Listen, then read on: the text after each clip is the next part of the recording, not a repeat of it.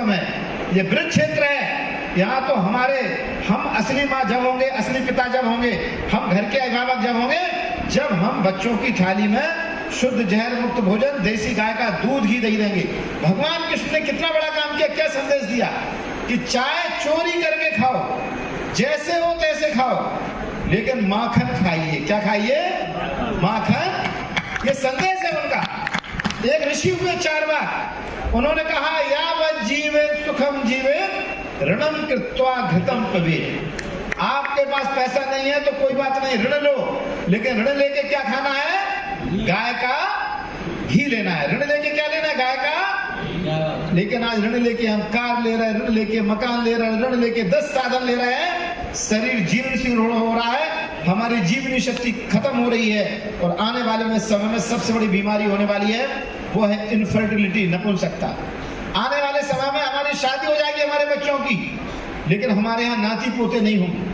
केवल एक ही उपाय है, वो हम कहेंगे बच्चे पिएंगे, आप कहेंगे गाय का दूध। बच्चे पिएंगे गाय का दूध। आपके घर में कार हो या ना हो, मकान हो या टूटा फूटा हो या कच्चा हो, आपके पास महंगे कपड़े हो या ना हो, लेकिन हमें बच्चों को यदि देश बचाना है तो हमें बच्चों को देसी गाय का दूध पिलाना, देसी गाय का घी और जहर मुक्त भोजन देना होगा।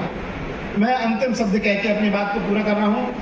मुझे मुख्यमंत्री जी ने आदेश दिए हैं कि उत्तर प्रदेश में 18 मंडल है, 18 कमिश्नरी हैं, और 18 कमिश्नरी में 8 कमिश्नरी से गौशालाओं को आत्मनिर्भर बनाने का काम चालू करो।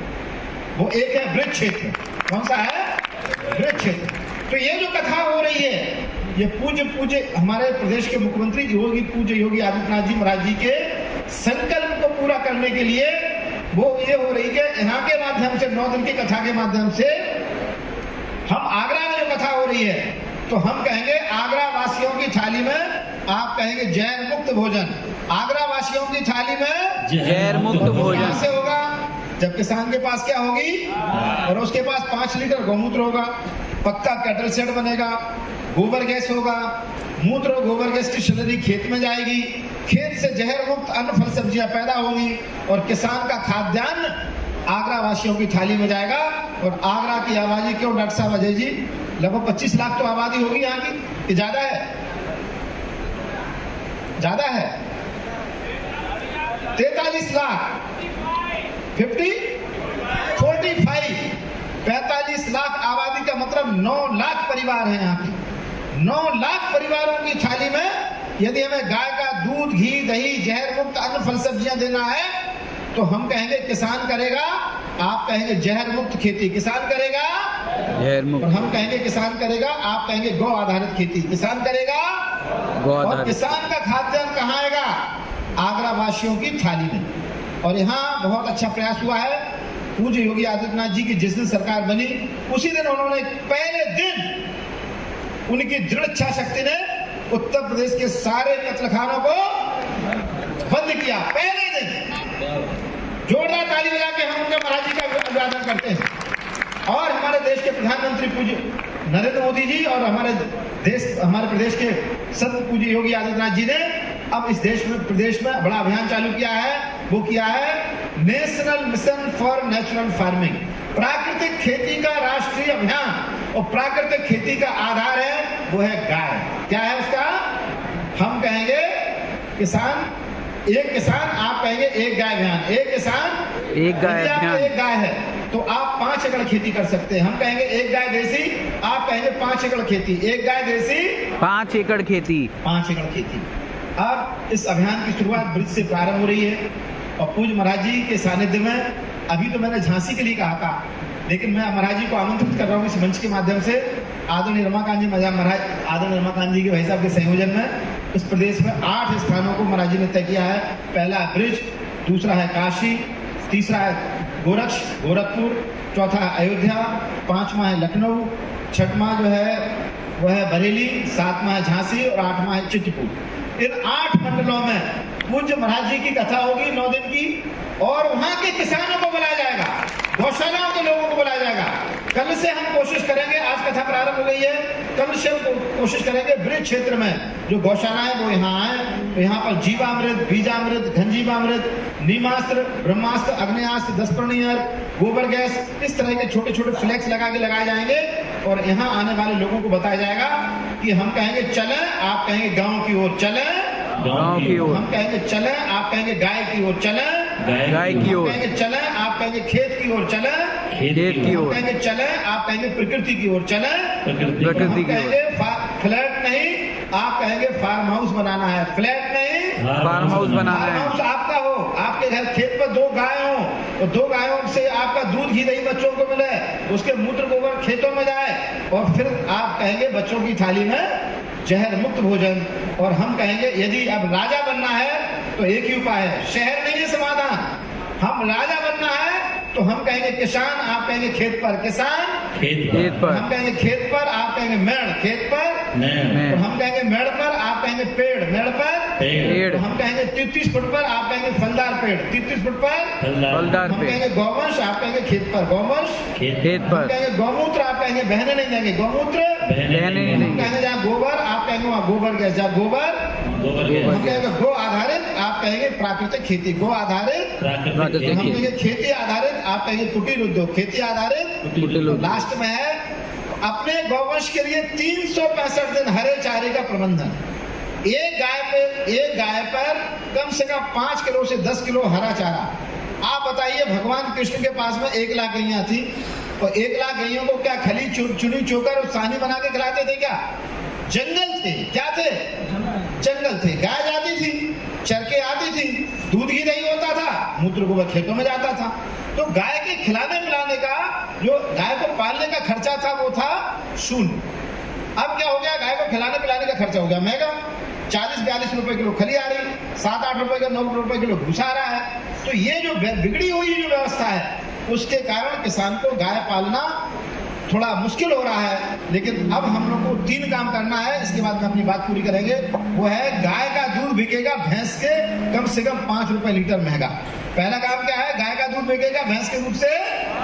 यदि आप डेयरी पर दूध डालेंगे, अमूल की डेयरी, पराग की डेयरी, किसी पर जाएगा। आज क्या हो रहा है? फैट और SNF के आधार पर किसान का भैंस का दूध जा रहा है 70-75 रुपए लीटर और गाय का जा रहा है 37-37.5 रुपए लीटर। क्यों डॉक्टर साहब? वजह जी सही कह रहे, गलत कह रहे? तो ये मानक जो SNF और फैट है, इसको हटाना है।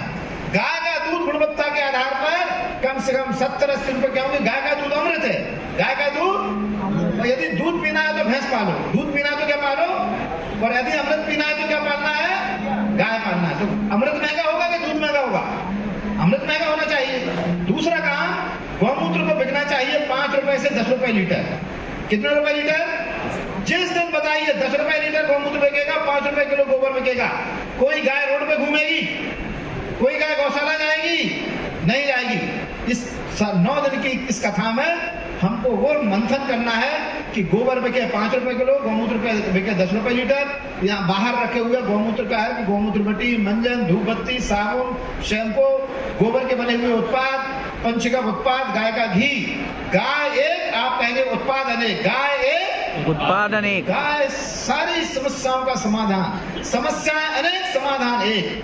किसान खेत पर गाय, गौ आधारित खेती के आधार पर इस कथा के माध्यम से जो आज यहाँ से प्रारंभ हुई है, मैं निवेदन करूंगा कि हमारे जो पशुपालन के अधिकारी हैं, ये सबको अभी कल हम लोग लखनऊ से एक पत्र भेजेंगे और कमिश्नर से बात करेंगे कि ब्रिज क्षेत्र के जो जिले हैं, वहाँ की गौशालाओं के लोग यहाँ आए और इस ब्रिज क्षेत्र में इसका एक मैसेज जाए। और रोज कुछ ना कुछ हम लोग जो संत यहाँ हैं और जो हमारे गौ सेवा के लोग हैं, एक अपना एक कार्यक्रम तैयार करें कि ब्रिज क्षेत्र में घर घर में गाय हो।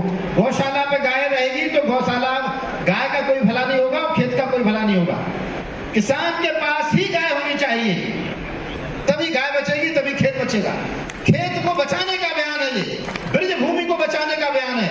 ये धरती गोपाल की है, गोपाल की धरती को जहर मुक्त बनाना है तो उसका उपाय है केवल गाय ही उपाय है। इस धरती पर गाय के अलावा दूसरा कोई विकल्प नहीं है जो धरती को बचा सके, आने वाले मानव को, प्रकृति को, पेड़ों को बचा सके।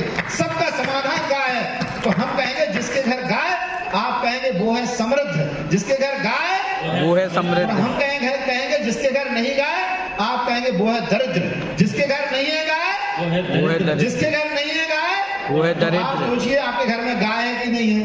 गाय है तो आप क्या हैं, और गाय नहीं है तो आप नहीं पाल सकते, आप किसान को गाय पलवाइए।